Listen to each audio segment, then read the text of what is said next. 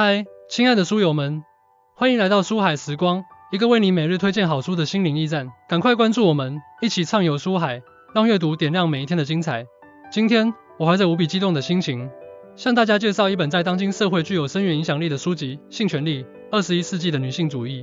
这本书由著名女性主义学者和社会活动家艾米丽·怀特 （Emily White） 撰写。她以犀利的视角和深刻的洞察力，探讨了性权利在21世纪女性主义运动中的核心地位。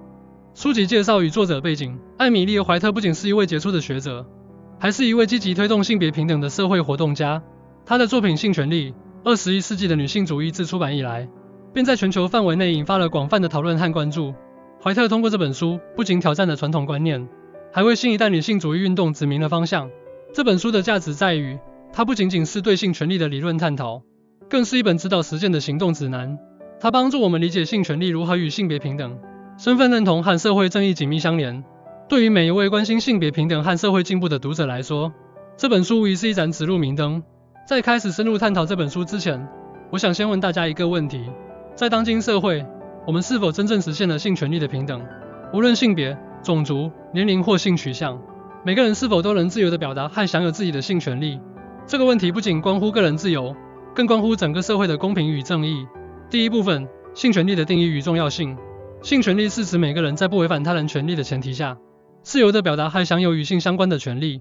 这些权利包括性自主权、性健康权、性教育权等。怀特在书中指出，性权利是基本人权的重要组成部分。他引用了联合国世界人权宣言中的相关条款，强调性权利与性别平等密不可分。怀特认为，性权利的缺失或不平等，往往是性别不平等和社会压迫的根源。要实现性权利的平等，首先需要从教育入手。怀特建议，在学校和家庭中普及性教育，帮助年轻人树立正确的性观念。例如，书中提到了一项在荷兰推行的性教育计划，该计划显著降低了青少年怀孕率和性传播疾病的发生率。性权利不是特权，而是基本人权的一部分。只有当每个人都享有平等的性权利时，我们才能真正实现性别平等和社会正义。艾米丽·怀特，《性权利：21世纪的女性主义》。第二部分，性别平等与性权利。性别平等是性权利的核心目标之一。怀特强调，没有性别平等，性权利就无从谈起。怀特运用了社会建构主义理论，解释了性别角色和性权利之间的关系。他指出，传统的性别角色常常限制了女性的性权利，导致性别不平等。例如，女性在性关系中往往处于被动地位，缺乏自主权。为了实现性别平等，我们需要重新审视和挑战传统的性别角色。怀特建议，通过教育和政策改革，推动性别平等。例如，书中提到了一项在冰岛实施的政策，该政策要求所有公司董事会中至少有一半为女性。这一政策不仅提高了女性的社会地位，也促进了性权利的平等。性别平等不是一种选择，而是一种必要。只有当女性在各个方面都享有与男性平等的权利时，我们才能真正实现性权利的平等。艾米丽·怀特，《性权利：21世纪的女性主义》。第三部分，性健康与性权利。性健康是性权利的重要组成部分。怀特强调，性健康不仅关乎个人福祉，更关乎公共健康和社会稳定。怀特运用了公共卫生理论，解释了性健康与性权利之间的关系。他指出，性健康问题往往源于性权利的缺失或不平等。例如，缺乏性教育的年轻人更容易面临性健康风险。为了保障性健康，我们需要普及性教育和提供充足的性健康服务。怀特建议，通过政策干预和社会支持，改善性健康状况。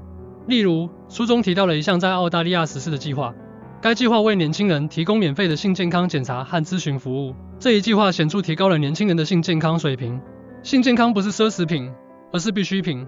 只有当每个人都享有良好的性健康时，我们才能真正实现性权利的平等。艾米丽·怀特，《性权利：21世纪的女性主义》。第四部分，性教育与性权利。性教育是实现性权利的重要途径。怀特强调，性教育不仅关乎知识传授，更关乎价值观和态度的培养。怀特运用了教育心理学理论，解释了性教育对性权利的影响。他指出，良好的性教育可以帮助年轻人树立正确的性观念，增强他们的自我保护意识和能力。为了实现有效的性教育，我们需要制定科学合理的教育计划。怀特建议，通过多层次、多渠道的教育方式普及性教育。例如，书中提到了一项在加拿大推行的性教育计划，该计划通过课堂讲授、在线资源和社区活动等多种方式，为年轻人提供全面的性教育。这一计划显著提高了年轻人的性知识和性健康水平。性教育不是可有可无的，而是必不可少的。只有当每个人都接受良好的性教育时，我们才能真正实现性权利的平等。艾米丽·怀特，性权利，21世纪的女性主义。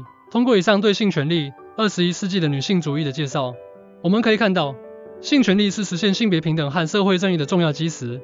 怀特在这本书中不仅为我们提供了深刻的理论分析，还为我们指明了具体的行动方向。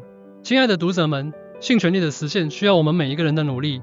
我强烈建议大家阅读《性权利21世纪的女性主义》，并将其中的理念和实践方法应用到日常生活中。无论是在家庭、学校还是工作场所，我们都可以为推动性权利的平等贡献自己的力量。让我们携手共进，为实现性权利的平等而努力。正如艾米丽·怀特所说，性权利不是特权，而是基本人权的一部分。让我们每一个人都成为性权利的捍卫者和推动者，为创造一个更加公平、公正的社会而努力。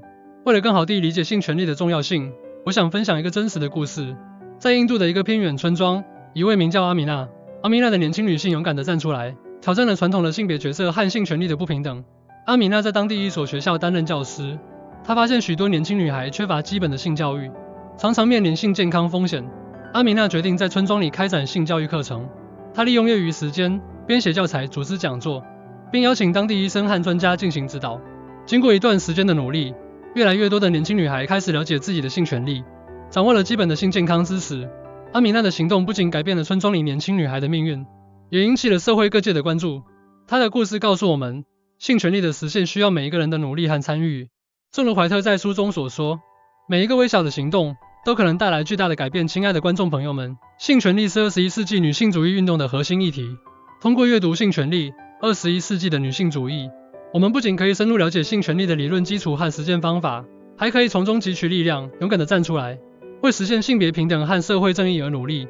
让我们每一个人都成为性权利的捍卫者和推动者，为创造一个更加公平、公正的社会而努力。谢谢大家的聆听，希望这本书能为大家带来启发和帮助。